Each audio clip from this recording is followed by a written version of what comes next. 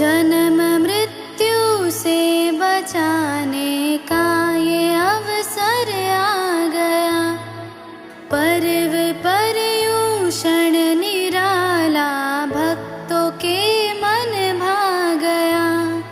धर्म का मेला लगा है हर गली में, हर नगर में।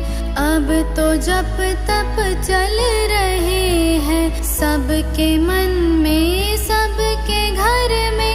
ऐसा सुंदर अवसर हर दिन नहीं मिलता कि अब तो धर्म करना है, कि भव जल पार करना है, कि प्रभु की वाणी सुन लेना, ज्ञान के मोती चुन लेना, पर्यूषण सफल करना